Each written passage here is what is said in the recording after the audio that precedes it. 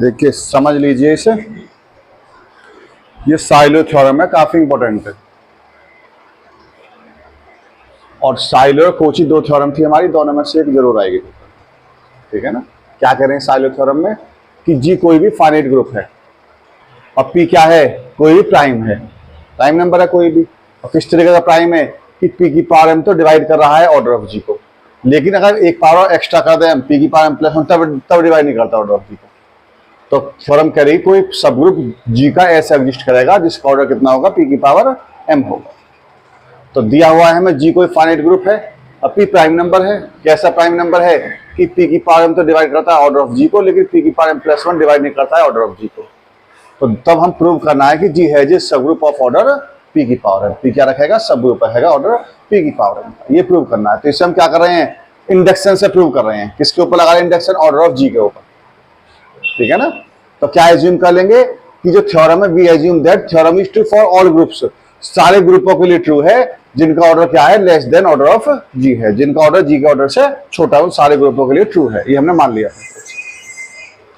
Since P की power M divide करता है ऑर्डर ऑफ जी को, मतलब कि पी की पावर एम से जब डिवाइड करेंगे ऑर्डर ऑफ जी को तो कोई ना कोई इंटीजर आएगा हमारे पास। तो ऑर्डर ऑफ जी क्या मान लिया हमने, पी की पावर एम इंटू एन मान लिया। ठीक है। भैया पी किसको, एन को डिवाइड नहीं करेगा। क्यों नहीं करेगा डिवाइड, कि अगर पी एन को डिवाइड करेगा तो फिर पी की पावर एम प्लस वन बन जाएगा यहाँ पे, वो तो गलत हो जाएगी बात ऊपर वाली ये वाली। तो इसलिए पी डिवाइड नहीं करेगा एन को।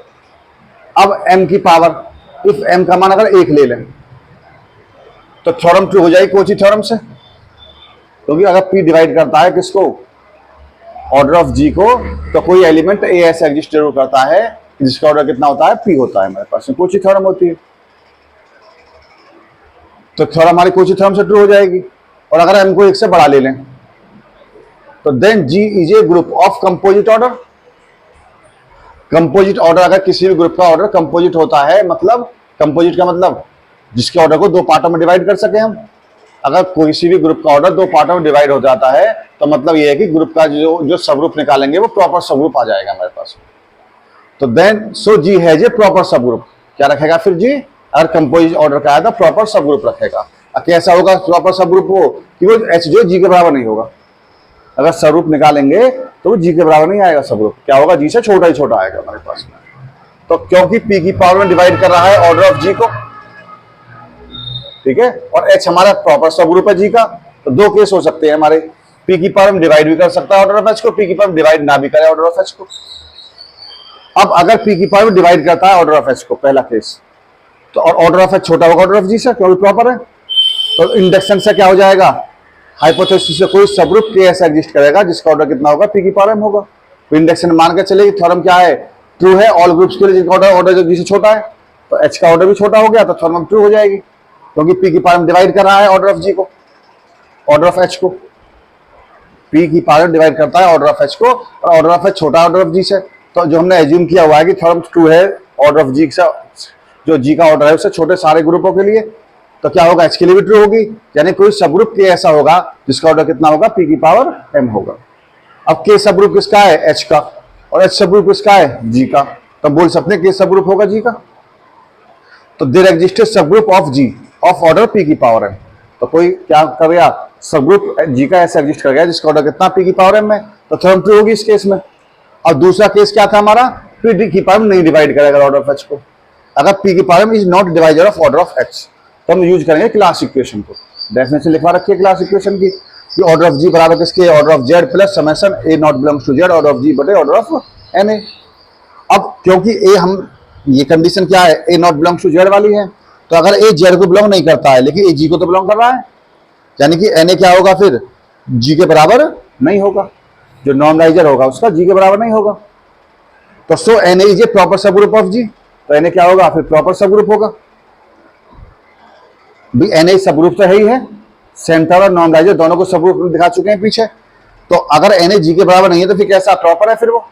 तो एन ए क्या प्रॉपर सब ग्रुप है जी का। और हम मान कर चले प्रॉपर सब ग्रुप को पी की पावर क्या डिवाइड नहीं करता है, तो पी की power does not divide order of N A, order of N A को डिवाइड नहीं करेगा वो हमारे पास।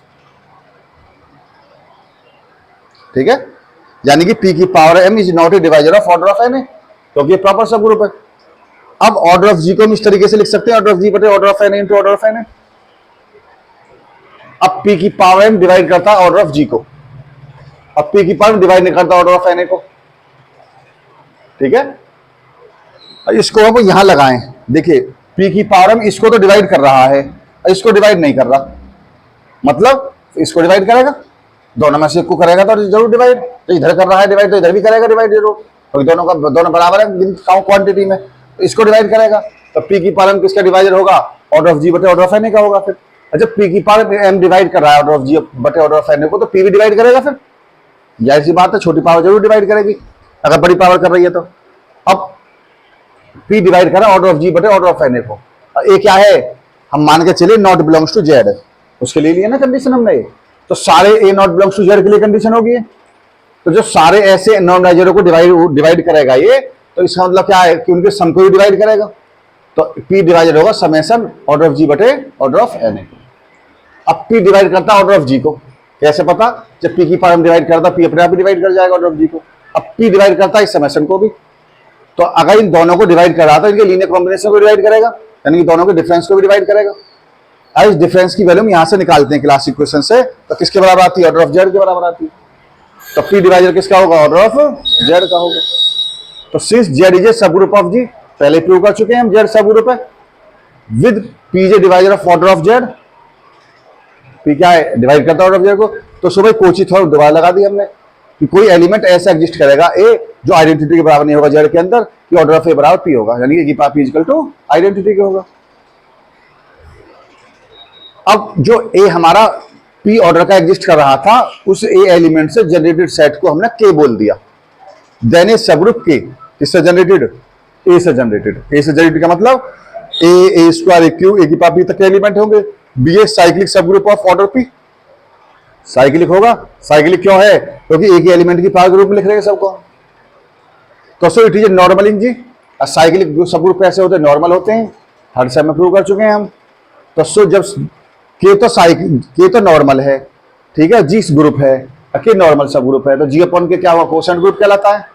जी अपॉन के कोशेंट ग्रुप तभी होता है जब के नॉर्मल होता है, तो जी अपॉन के एग्जिस्ट करेगा यानी कोशेंट ग्रुप एग्जिस्ट करेगा ना। ऑर्डर ऑफ जी अपॉन के निकालें तो थ्योरम है हमारे पास, इसे ऑर्डर ऑफ जी बटे ऑर्डर ऑफ के भी लिख सकते हैं। अच्छा ऑर्डर ऑफ के से डिवाइड करें ऑर्डर ऑफ जी को, तो वो तो ऑर्डर ऑफ जी से छोटा ही आएगा, क्योंकि ऑर्डर ऑफ के क्या है, पी है, पी तो प्राइम है, प्राइम तो 2 से स्टार्ट होते हैं, तो कम से कम 2 से डिवाइड करेंगे ही करेंगे इसे हम, तो कैसा आएगा, लेस देन ऑर्डर ऑफ जी आएगा। तो पी की पावर एम डिवाइड करा है ऑर्डर ऑफ जी को, और ऑर्डर ऑफ के बराबर किसके है, पी के, तो पी की power M -1 order of G बटे ऑर्डर ऑफ के को डिवाइड कर देगा, फिर एक पी से एक पी कट जाएगा ये वाला, डिवाइड करेंगे तो पी की पावर एम -1 डिवाइड किसका ऑर्डर ऑफ जी अपॉन के का। अब बाय इंडक्शन हाइपोथेसिस देखिए, पी की पावर एम -1 डिवाइड कर ऑर्डर ऑफ जी अपॉन के को, और ऑर्डर ऑफ जी अपॉन के कैसा है, ऑर्डर ऑफ जी से छोटा है, तो इंडक्शन हाइपोथेसिस थ्योरम ट्रू होगी ऑर्डर ऑफ जी अपॉन के लिए।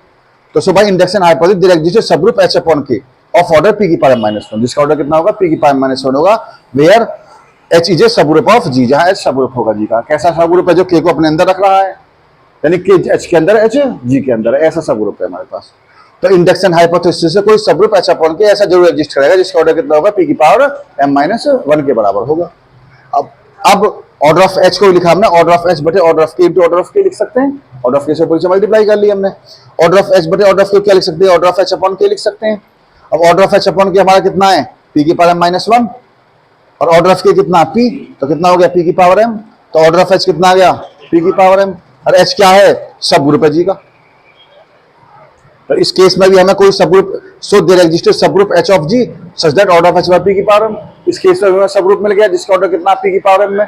तो दोनों केसेस में हमारे पास सब ग्रुप हो गया, कि 2 केस थे, पी की पावर डिवाइड करता ऑर्डर ऑफ एच को, पी की power not divide order of H, यहाँ भी सब ग्रुप आ गया, यहाँ भी सब ग्रुप आ गया, दोनों तो पॉसिबिलिटी हो सकती है, दोनों के लिए थ्योरम ट्रू हो गई, तो थ्योरम हर केस के लिए ट्रू हो जाएगी। ये हमारी कोची थ्योरम है, काफी इंपॉर्टेंट है अपने आप में। हाँ साइलो थ्योरम है, कोची साइलो 2 है ना हमारी।